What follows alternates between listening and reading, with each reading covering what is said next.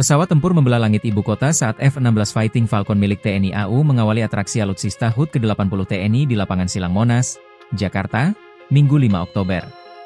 Dua pesawat F-16 yang menggunakan call sign, Naga Fly, tampil sebagai pembuka dengan melakukan manuver high G-turn berupa putaran tajam berkecepatan tinggi yang menunjukkan ketangguhan dan kelincahan jet tempur buatan Amerika Serikat itu.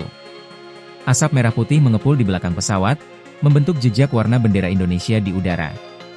Tak berhenti di situ, suasana kian menegangkan ketika dua pesawat T-50I Golden Eagle berperan sebagai pesawat target dalam simulasi pertempuran udara melawan dua pesawat F-16 lain yang membawa call sign, Combat Fly. Penonton dapat melihat formasi jet yang terbang rendah di atas kawasan Monas.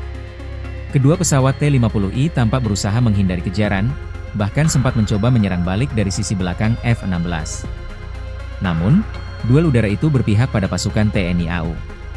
Kedua pesawat F-16 melakukan manuver tajam sambil melepaskan flare, pelontar panas yang berfungsi mengecoh rudal musuh sebelum akhirnya berhasil melumpuhkan dua pesawat lawan.